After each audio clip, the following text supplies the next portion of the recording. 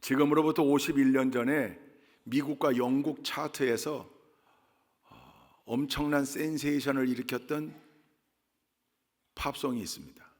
유명한 팝송입니다. 지금도 이 멜로디가 여러분 아마 익숙할 겁니다. 아마 우리 젊은 세대들은 좀 아니겠지만 연식이 좀 되신 분들은 익숙할 겁니다. 노래 제목이 좀 길어요.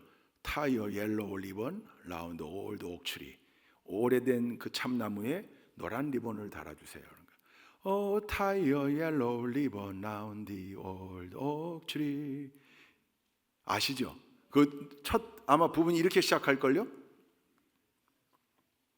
이게 딱 나와야 되는데 안타깝네. 아시죠? 이 음악이에요. 노래 소개하려고 사실 이거 준비한 건 아니고요. 이제 이 정도 되면 또 끊어줘야 되는데 오늘 2부 예배는 잘 맞았는데 3부 예배 뭐가 안 맞네. 이거 다 기억하는 노래일 거예요. 미국 빌보드 요즘 뭐 우리 K-팝이 워낙 요번에 뭐죠? 그 로제의 아파트 이게 뭐 어마어마하다는 거 아니에요. BTS도 능가하고 오히려 브루노 마스하고 함께한 로제가 축복인 줄 알았더니 로제하고 함께한 브루노 마스가 축복이에요. K-팝이 이렇게 올라가고 있어요. 빌보드 몇 주 동안 1등을 했고요. 그 해에 가장 많이 팔린 앨범이 이겁니다. 930만 장으로 알고 있습니다. 어마어마한 거죠. 영국에서도 1등. 일본의 오리콘 차트에서도 1등. 근데 이 노래가 유명하게 된 이유가 있어요.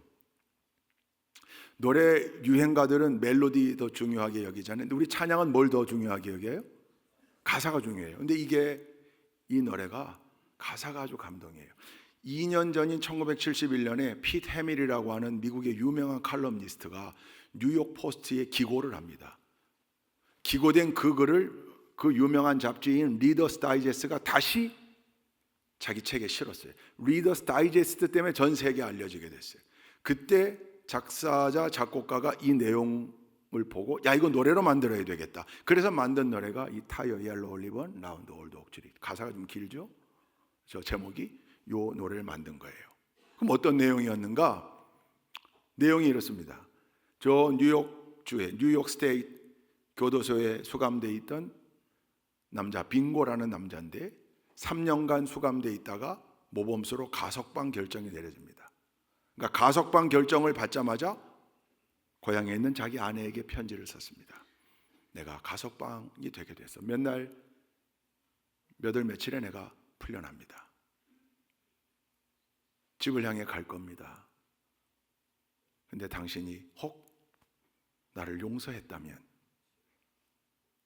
우리 마을 어귀에 있는 그 오래된 참나무에 노란 리본을 하나 달아주세요. 버스를 타고 가다가 그 노란 리본이 보이면 당신이 나를 용서하고 받아줄 준비가 됐다는 걸로 알고 버스에서 내리겠습니다.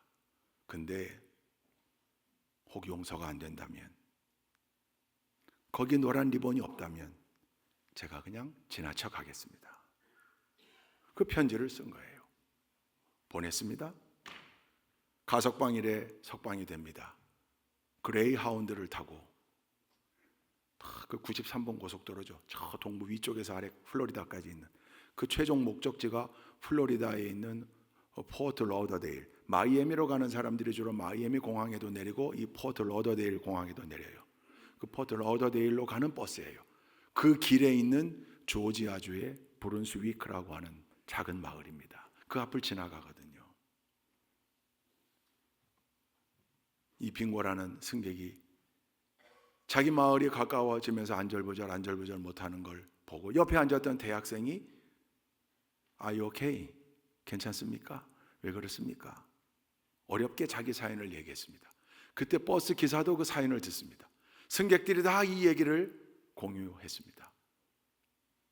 다들 두근거리는 마음으로, 그리고 소망하는 마음으로, 무슨 사연이 있는지는 더 자세하게는 모르지만 그 아내가 제발 이 지금 두근두근거리하고 긴장하고 있는 이 친구, 이 남편을 좀 용서해서 노란 리본을 거기에 매달아 놨으면 좋겠다. 그 마음으로, 그 소망으로 다들 떨리는 마음으로 브룬스윅 마을 입구 오래된 참나무가 시야에 들어오기 시작한 그 순간 버스 안에 있는 모든 승객이 신음소리를 내며 탄성을 지르고 눈물을 흘리기 시작합니다. 왜냐하면 그 참나무가요, 온통 노란 리본으로 묶여 있는 거예요. 온통.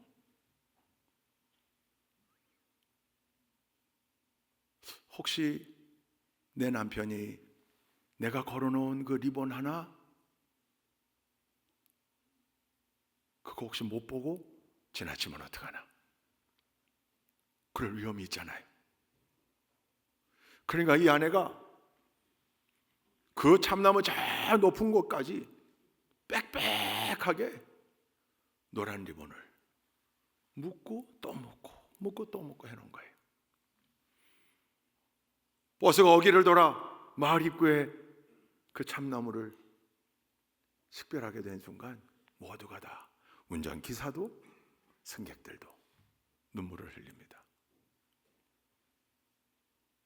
이 사연을 가지고, 이 사연이 피트 해밀에 의해서 칼럼으로 쓰여지게 되고 리더스 다이제스트를 통하여 알려지게 되고 노래로 만든 거예요. 노래 가사가 요 스토리예요. 남편을 용서한 아내의 이야기, 혹 남편이 아내의 용서를 잊고 지나갈까 봐, 못 보고 지나갈까 봐 얼마나 고생했을까. 그 아내는 그 높은 곳까지 도움도 요청했겠죠. 매달아 놓은 거예요. 비슷한 버전의 여러 이야기가 있지만 이 이야기가 원조입니다. 그래서 노래로까지 만들어졌고 이 노래가 많은 사람들의 심금을 울리고 사랑을 받는 노래가 되었던 거죠. 이 사연을 사파와 함께 잘 설명한 유튜브 클립이 있는데 제가 틀지 못하는 이유는 요즘 저작권이 워낙 세서 이걸 여기서 틀면 우리 온라인 중계하고 있는 이 예배 온라인 중계가 다 끊어져요. 그래서 이걸 지금 못 트는 거예요. 이따 오후에 속장님들 통해서 링크 걸어 드릴게요. 다시 한번 보세요. 감동적인 스토리예요. 여러분, 이 노란 리본의 스토리를 들으시고 생각나는 게 뭐가 있습니까? 떠오르는 게 누구의 마음, 그 아내의 마음을 통하여 우리가 다시금 기억하고 다시금 묵상해야 되는 아버지의 마음.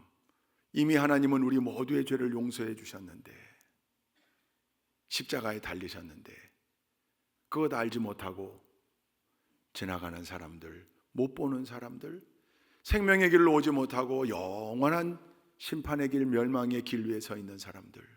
그래서 하나님은 끊임없이 노란 리본 수백, 수만, 수천 개를 걸어가며 누구를 통해? 우리 먼저 믿게 된 우리를 통해 하나님은 계속해서 지금도 세상 사람들을 향해 손짓하고 계신 거 아닙니까?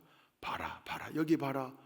못 본 거 지나치면 안 된다. 봐라, 노란 리본을 봐라. 내가 너를 용서한다. 내가 너를 용납한다. 할렐루야. 여러분, 오늘 말씀의 주제를 한 단어로 표현하자면 용서겠지요. 용서. 오늘 설교의 제목이 뭡니까? 오늘 설교의 제목이 용서하여 준 것 같이. 용서하여 준 것 같이. 용서. 기독교 진리의 핵심이요, 복음의 강력한 메시지입니다. 용서. 용서가 없는 복음이 있을 수 있습니까? 없죠. 용서를 빼놓고 기독교 진리, 우리 신앙의 진리를 설명할 수 있습니까? 없습니다. 성경의 가르침 또한 명확합니다. 우리에게 강력하게 요청하고 있고 요구하고 있고 명령하고 있습니다. 그리고 성경의 용서의 스토리가 어마어마하게 등장합니다. 에서의 용서가 등장합니다. 누구를 용서한 겁니까? 동생 야곱을 용서해 줬습니다. 그 스토리 잘 아시잖아요. 요셉은 누구를 용서했습니까? 형들을 용서했습니다. 얼마나 큰 상처입니까? 근데 믿음으로 바라봤습니다. 형들을 다 용서했습니다. 모세가 하나님의 바짓가랑이를 잡고 매달립니다. 누구를 용서해달라고? 이스라엘 백성들을 용서해달라고 중보하는 거죠. 다 용서의 이야기예요. 다윗 누구 때문에 도망 다니고 있는 겁니까? 사울 왕 때문에 도망 다니고 있어요. 근데 그 사울을 죽일 기회를 2번이나 얻습니다. 그래도 아니요, 자기가 리벤지, 복수하지 않았습니다. 용서했습니다. 사사기 전체 이야기, 끊임없이 반복되는 하나님의 용서 이야기입니다. 하나님이 이스라엘 백성들을 용서하여 용납하고 축복해주면 이스라엘 백성들은 또 자행자제하며 살다가 죄악을 저지르게 되고, 그럼 하나님이 징계의 채찍을 들어 때리면 또 하나님 앞에 와서 울며 용서해달라고 그러고, 하나님은 또 용서해주고, 이 구도가 계속 돌아가요. 계속. 하나님은 빈정도 안 상하시는가 봐요. 계속 끊임없이 용서해요. 하나님의 자비하심이 바닥나지 않습니다. 그게 사사기의 주제입니다. 여러분, 예수님의 짧은 공생의 기간 가운데 얼마나 많은 용서의 사건들이 있었습니까? 가늠하다가 붙잡혀온, 현장에서 붙잡혀온 여인을 주님은 용서해 주셨습니다. 1만 달란트 빚진 자, 100데나리온 빚진 자 이야기를 통하여 강력하게 용서의 메시지를 선포하셨습니다. 오늘 우리가 읽은 본문처럼 주기도문, 가장 모범이 되는 주기도문, 그 주기도문의 가르침 속에도 용서의 이야기가 얼마나 중요한지 분명하게 설명해 주셨습니다. 제자들의 질문에 7번씩 70번이라도 용서하라고 콕 집어서 명확하게 명령해 주셨습니다. 뿐만 아니라 십자가에 달려 돌아가시기 직전에도 하나님께 용서를 구하고, 거기에 있는 예수님을 십자가에 못 박고 조롱하는 그들을 향하여 용서를 구하고 돌아가셨습니다. 용서입니다. 용서예요. 돌에 맞아 순교했던 스데반, 이 예수님이 십자가상에서의 용서를 흉내냈습니다. 위대한 흉내죠. 위대한 모방, 위대한 벤치마킹입니다. 아무나 할 수 없는. 스데반의 얼굴이 천사처럼 빛났다 그랬습니다. 자기를 돌로 쳐 죽이는 그들을 위하여 용서를 구할 때, 할렐루야. 사도 바울이 빌레몬에게 편지 보내면서 뭐라고 그럽니까? 오네시모를 용서하라. 용서하라. 용서해야 된다. 그게 우리가 가지고 있는 진리의 핵심이에요. 가르침입니다. 성경에도 무수히 많은 용서에 관련된 말씀들이 있습니다. 그 가운데 2곳의 말씀만 개역 개정 버전으로 읽어보면 잠언 19장 11절, 노하기를 더디하는 것이 사람의 슬기요 허물을 용서하는 것이 자기의 영광이니라. 할렐루야. 마태복음 18장 35절 함께 읽습니다. 시작. 너희가 가까운 마음으로부터 형제를 용서하지 아니하면 나의 하늘 아버지께서도 너희에게 이와 같이 하시리라. 용서하라, 용서한 것 같이 뿐만 아니라 용서하지 않으면 용서하지 않겠다, 이런 대목도 등장하는 거죠. 엄청난 강조가 성경 말씀 가운데 있습니다. 근데 그게 쉽지 않습니다. 여러분, 용서가 쉽습니까? 용서가 쉬운가요? 아니요, 절대로요. 거기에 문제가 있습니다. 여러분, 피터 마스라고 하는 워싱턴 포스트의 특파원이었는데 1992년, 93년 보스니아 내전 현장을 가서 취재합니다. 제가 서점에 가서 책을 보다가 제목이 내 이웃을 사랑하라예요. 기독교 서적인 줄 알고 좀 두꺼운 책인데 빨간색으로 돼 있어요. 제가 그 책을 빼서 펼친 순간 충격도 받았고 놓을 수가 없었어요.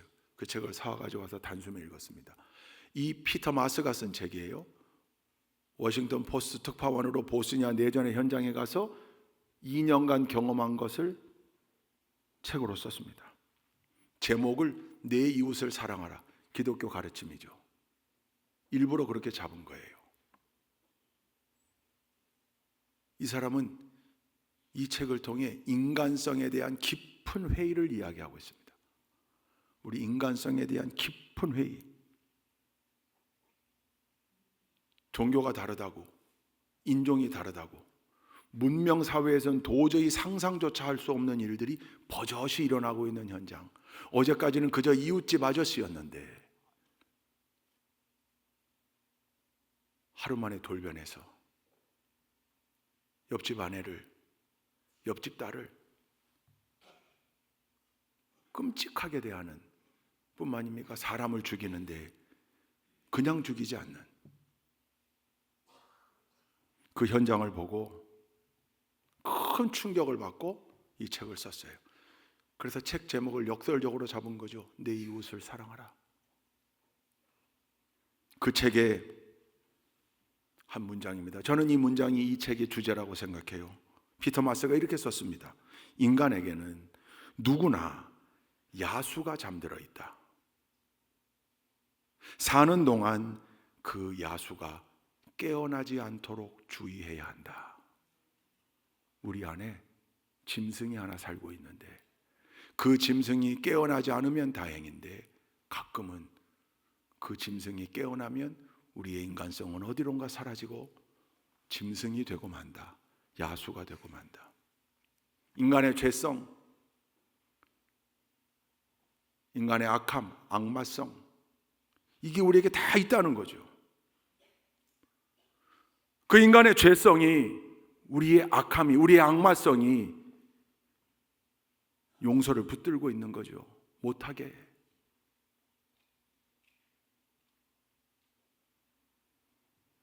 여러분, 한때 리벤지 시리즈가 유행했던 적이 있습니다. 복수 시리즈. 복수를 소재로 한 영화. 한국뿐만 아니라 세계적으로. 그 가운데 특별히 쉰들러 리스트라고 하는 영화의 주인공을 했던, 쉰들러 역할을 했던 키가 큰 그 리암 니슨이라는 그 배우가 액션 주인공으로 나와요.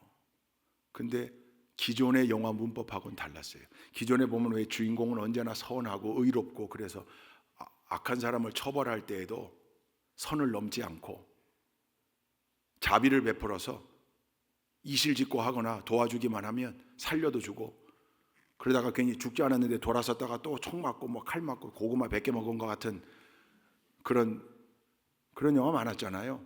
근데 이 리암 니슨이 주연했던 영화는 그거 차별함을 시도했어요. 무조건 죽이는 거예요. 거짓말도 서슴지 않아요. 범인이 있는 것을 말하면 살려줄게. 말해요. 빵. 근데 그걸 시원해하는 거예요. 사람들이 그걸 시원해하는 거예요. 박수치는 거예요. 환호하는 거예요. 복수해야 돼. 죽여야 돼. 저도 깜짝 놀랐어요. 심지어는 너무 싱겁게 죽였는데 왜 아닌 것처럼 앉아 계세요? 표정을. 그런 마음들이 있지 않아요? 무엇 때문입니까? 우리 안에 있는 죄성, 우리 안에 있는 악마성, 인간의 원죄로부터 우리 DNA 안에 코딩되어 있는 죄성이 우리를 끊임없이 복수 쪽으로 그것도 다 통쾌하게, 시원하게, 좋게 말해서 통쾌하고 시원한 거지요. 악랄하게, 무자비하게 그런 영화가 히트하는 거예요. 그런 영화에 환호하는 거예요. 그런 장면을 보고 사이다 장면이라고 얘기해요. 밋밋한 장면은 고구마 장면이에요. 언제부턴가. 근데 우리의 마음은 이미 오래된 거죠. 예전부터인 거죠. 인간의 원죄가 우리를 통해 흐르고 있기 때문에. 살인마 유영철에게 어머니하고 아내하고 아들을 다 살해당한 일은 고종원 씨라고 있습니다. 이분이 나와서, 여러분 보신 분들이 계실 거예요. 유영철을 용서한다고 인터뷰했어요. 자기 어머니, 자기 아내, 자기 아들 세 가족을 죽였습니다. 여러분 용서가 됩니까?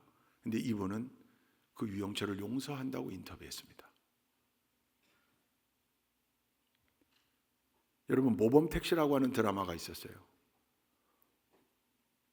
법 안에서의 처벌이 만족스럽지 않다. 사적 처벌을 하는 거죠. 모범택시 끌고 나가가지고 수많은 시청자들이 환호했어요. 우리의 마음이 어디에 끌립니까? 그 대단한 용서 고종원 씨 거기 환호하게 됩니까? 복수하고 원한을 갚는 그것도 통쾌하고 시원한 장면 거기 환호하게 됩니까? 후자에 끌려요. 왜 그렇습니까?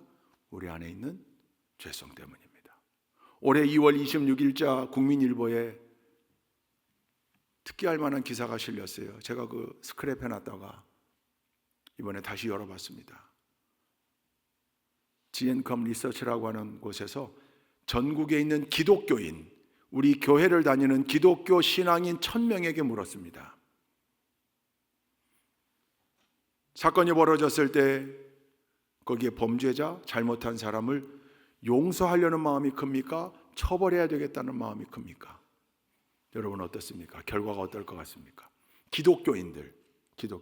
우리 기독교 진리 핵심이 용서잖아요. 우리가 하나님께로부터 용서받았듯이 너희도 언제나 용서하라. 이게 오늘 말씀의 핵심이요, 성경의 핵심 메시지 아닙니까? 근데 무려 73%가 처벌해라. 벌 줘야 한다? 이게 우리네 마음이에요. 여러분 뿐만입니까? 흔히들 그런 얘기들 많이 했죠. 사실 생각해보면 너무 끔찍한 얘기인데 저런 놈들은 특히 이제 아동 성폭행범, 가정을 파괴한 범죄자들 이런 친구들 보면 저런 놈들은 그냥 교수형에 처하면 안 된다. 광화문 이순신 장군 동상에 매달아 놓고 전 국민이 지나가면서 바늘로 찔러가지고.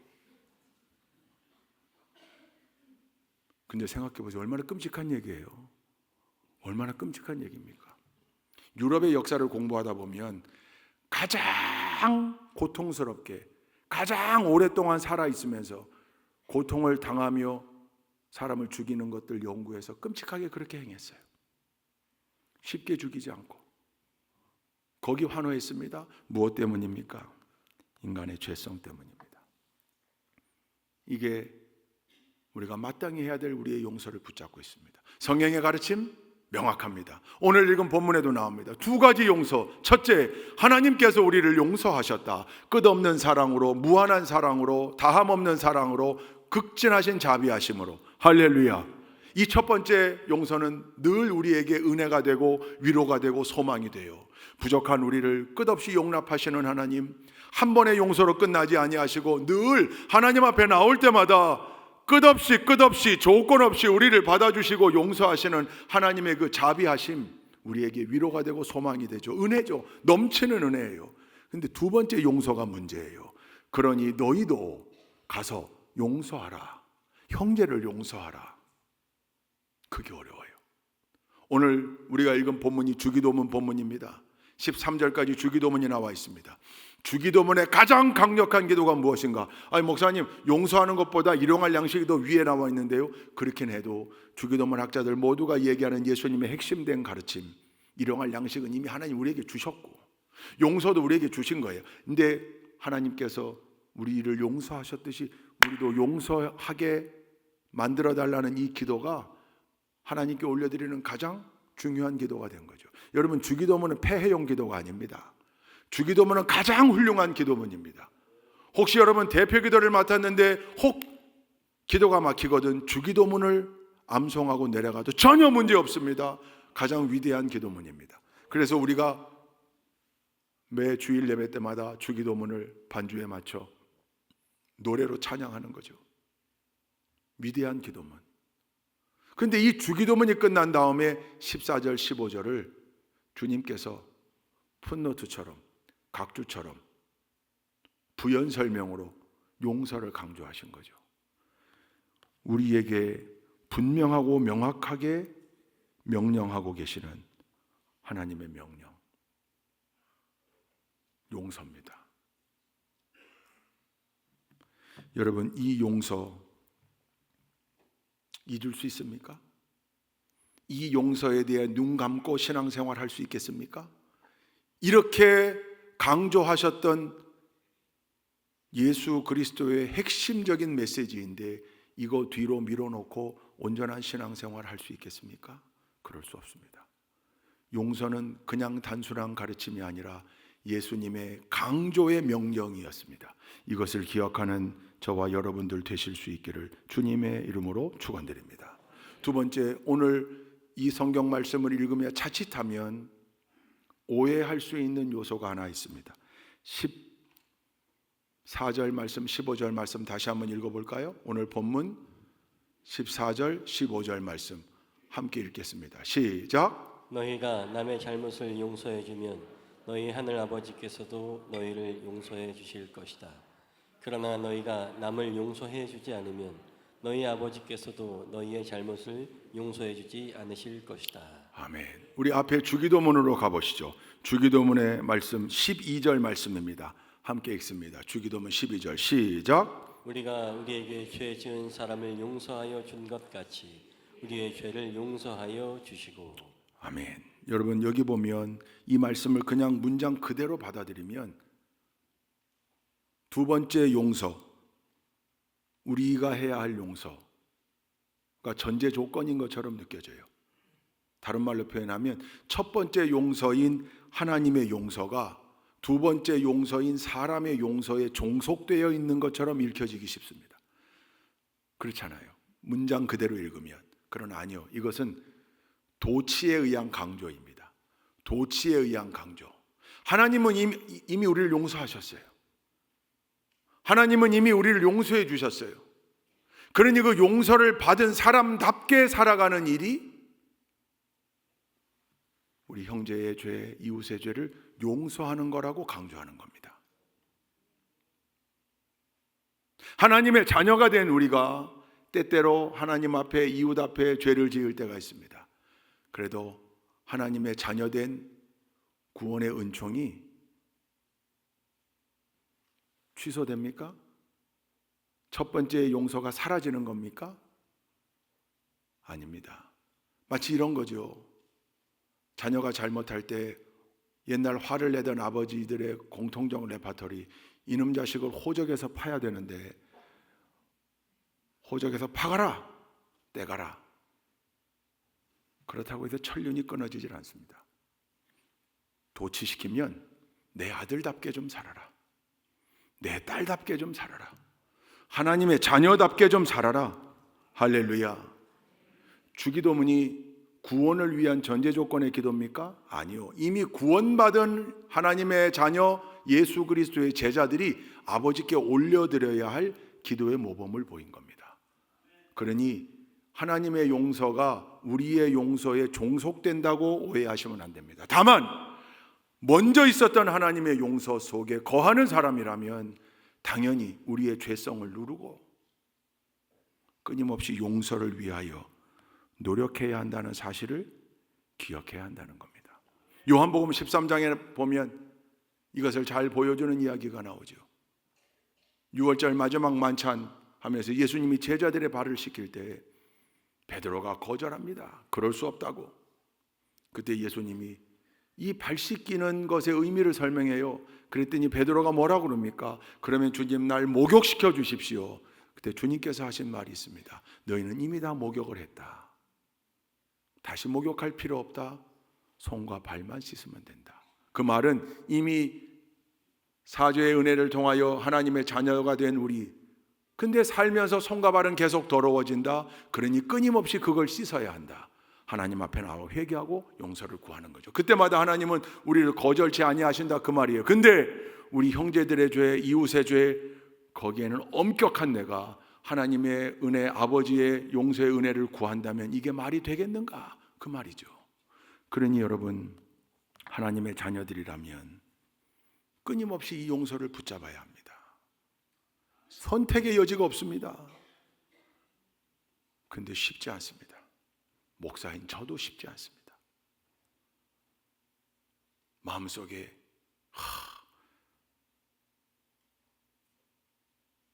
그 시기 있죠. 여러분 30년 목회하면서 서운했던 사람, 근데 그 서운함을 넘어서서 주먹 져지는 사람 없어야 좋은데 왜 없겠어요? 있습니다. 근데 그거 붙들고 있으면요 안 되는 거죠. 여기가 안 되는 거죠. 여기가 안 되면요 하나님 앞에 엎드리는 일도 안 되고요, 하나님 앞에 엎드리는 일이 안 되면요 어찌 목회가 되겠습니까? 놀라운 건 교회 바깥의 사람들도 용서의 중요성을 간파하고 이걸 가르치기 시작하더라고요.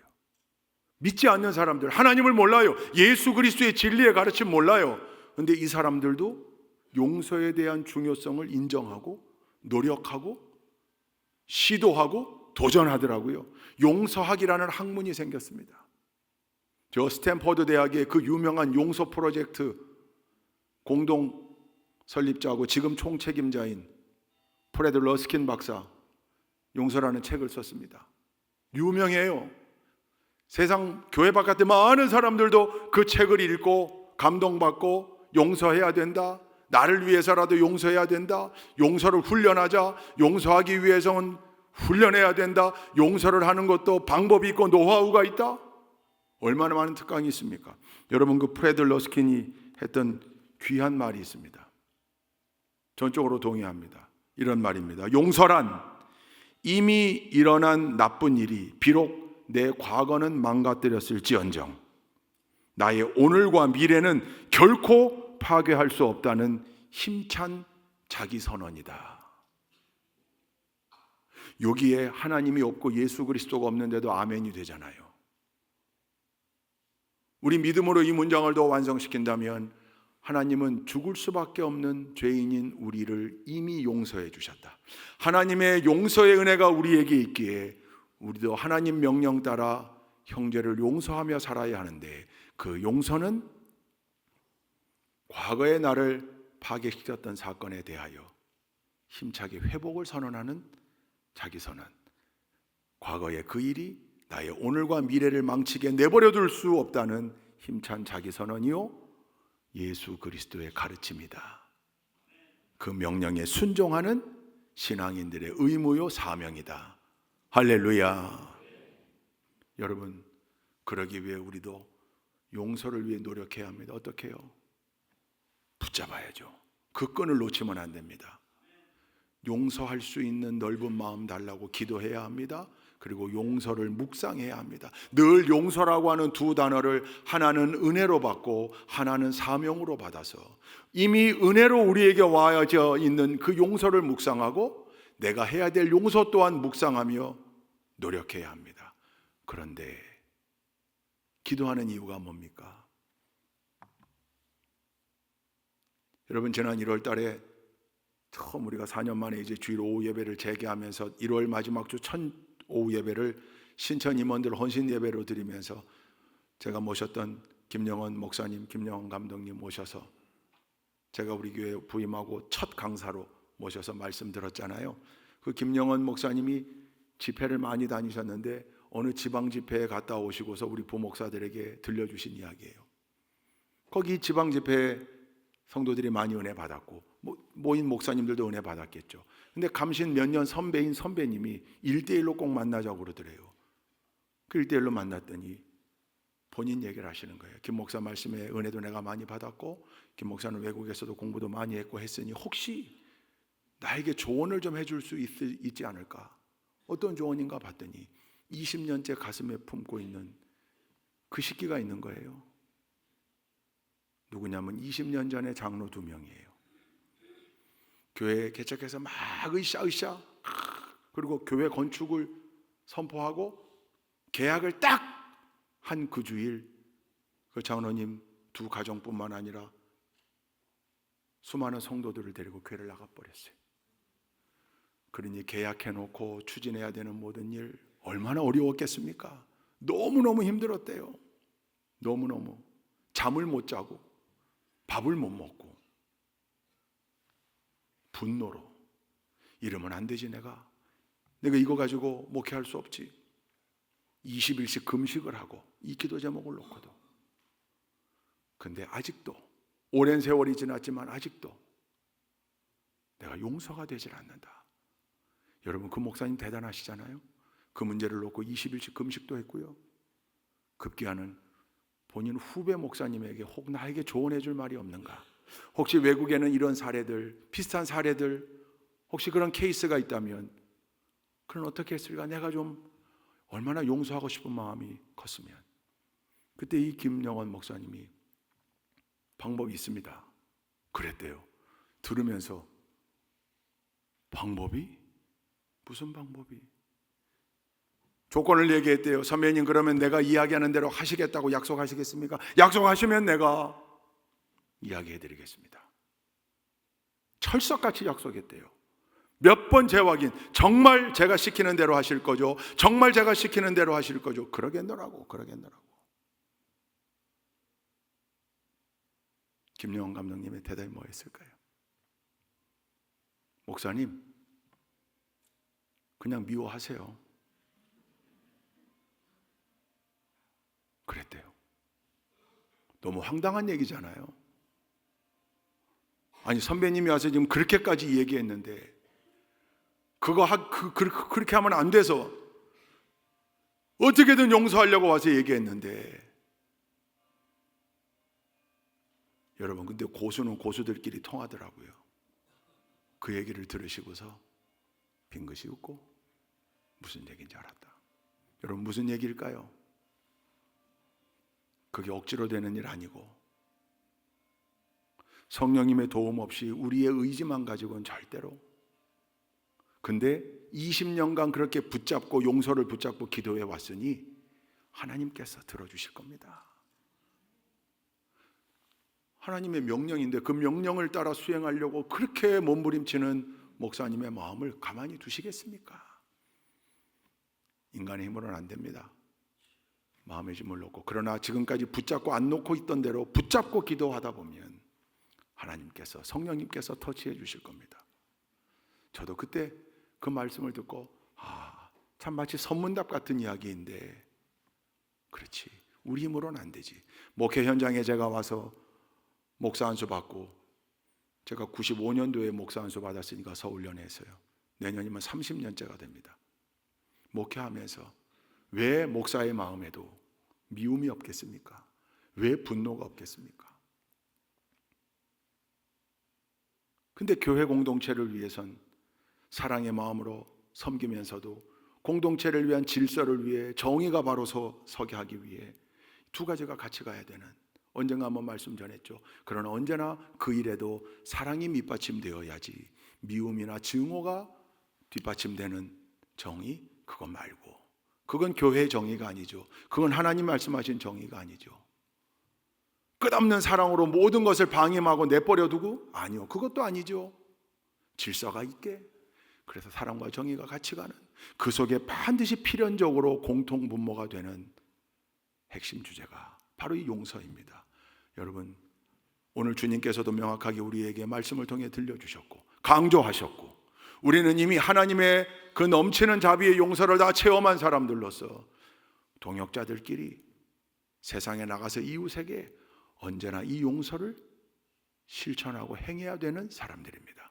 그런데 우리 힘만으로는 안 됩니다. 그렇다고 다 내던져놓고, 여러분, 우리 힘으로 안 된다고 그랬더니 그렇지, 내 힘으로는 안 되는 거야, 그래놓고 책갈피에 접어 넣어놓고 잊어버리고 살면 그 역사가 일어나지 않고, 끊임없이 용서를 붙잡고 기도하며 묵상하며 노력하고 훈련할 때, 그때 하나님의 터치가, 성령님의 터치가 우리 마음을, 그때 놀라운 용서의 역사를 체험하시게 될 줄로 믿습니다.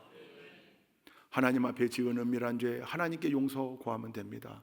회개하면 하나님 용서해 주실 겁니다. 다만 우리 이웃에게 잘못한 거라면 오늘 이 용서를 듣고 착각하지 마시기 바랍니다. 성경의 가르침 또한 이 분야에서도 명확합니다. 용서는 우리의 사명이니 너는 나를 용서해야 돼. 너는 나를 용서해야 돼. 여러분, 잘못된 적용입니다. 내가 너를 용서해야 되는 일에 적용하는 겁니다.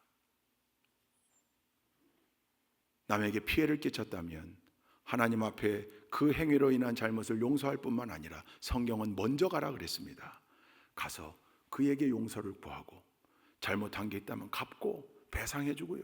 이번에 우리 은빛 나들이 가면서 우리 같은 차에 탔던 분들 다 소개하고 삶의 스토리를 들었는데, 그 모 권사님 20년 전에 사업 크게 하다가 금형사업 믿고 다 맡겼던 전무가 그때 당시 20년 전 5억이니까 얼마나 큰 돈입니까?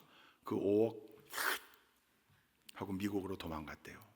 얼마나 부들부들 떨었을까요? 그죠? 근데 지금은 다 평안하시더라고요. 용서가 다 평안하시더라고요. 제가 그랬어요. 권사님 가끔 그런 사연을 듣는데요, 그게 해피엔딩으로 끝나는 수가 있습니다. 그 미국 간 사람이 우여곡절 끝에 예수 만나가지고 이거 진정한 회개, 그래서 열심히 사업해가지고 돈 벌어서 어느 날 갑자기 뿅 나타나서 이자까지 얹어서 10억을 가지고 왔습니다. 이런 일이 있다니까요. 그렇게 해야죠. 삭개오가 뭐라 그랬습니까? 예수님 만난 다음에 내가 이웃을 토색한 일이 있다면 몇 배 갚겠다고요? 4배나 갚겠다고요. 4배나. 혹시 여기 우리 성도님들 돈 떼먹은 분 있습니까? 없으시겠죠? 돈을 떼먹어 놓고 하나님 앞에서만 회개하고 있는 분 있습니까? 그건 그분은 잘못된 용서입니다. 갚아야 합니다. 이웃의 마음을 터치해 줘야 됩니다. 피해를 끼친 일 가서 자복해야 됩니다. 그때 진정한 하나님의 용서 또한 완성되는 겁니다. 여러분, 우리가 해야 될 일이 이렇게 많은 거죠. 교회 안에서도 다툼. 저는 오늘 말씀을 준비하면서 그 생각이 났어요. 제가 CBMC 한국대회 강사로 가서 집회를 인도했는데 제 바로 다음 특강을 인도하신 분이 얼마 전에 국회의원도 지낸 검사장 출신의 김회재라는 장로님이에요. 김회재 장로님. 제가 이제 그거 끝내고 돌아오려고 그랬더니 제 집회 끝내고 그 주최 측에서 목사님 좀 계시다가 특강 들으시고 교제하고 가시면 좋겠습니다. 준비해 놨습니다. 그래서 저도 그분 50분 강의를 들었어요.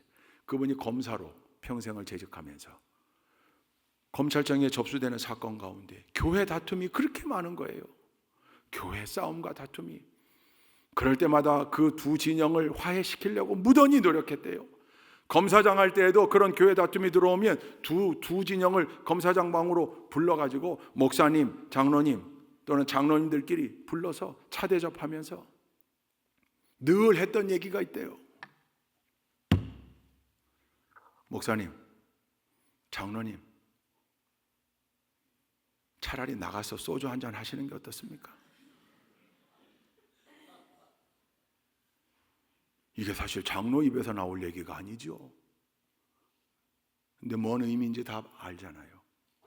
아니, 세상 사람들도 다툼이 생겼다가 술 한잔 먹고 털고 많은데 왜 이렇게 교회는, 교단은 화해라는 게 없고 타협이라는 게 없고 조정이라는 게 없습니까? 그날 앉아서 특강 듣는데 목사로서 참 화끈거리더라고요. 여러분, 믿음의 사람들은 이 용서에 있어서도 더 앞장서 있어야 되지 않겠습니까? 우리의 모습을 보고 세상 사람들이 본을 삼아야 되지 않겠습니까? 쉽지 않은 일입니다. 그러나 노력해야 합니다. 저도 그렇고 여러분들도 그렇고 언제나 우리의 삶의 자리에서 하나님의 명령, 하나님의 가르침, 진리의 핵심, 복음의 강력한 메시지, 이 용서를 뒤로 밀어놓지 않고 언제나 용서의 끈을 붙잡고 사는, 그래서 우리 삶의 자리에서 우리가 체험한 용서의 은혜를 하나님 명령에 따라 이웃에게, 동역자에게, 가족에게 실천하며 사는 우리 모두가 될 수 있기를 주님의 이름으로 축원드립니다. 기도하시겠습니다. 좋으신 하나님, 기억하게 하옵소서, 잊지 않게 하옵소서, 이 끈을 붙잡고 놓지 않게 하옵소서. 용서하여 준 것 같이, 용서하여 준 것 같이. 예수 그리스도의 이름으로 기도 올리옵나이다. 아멘.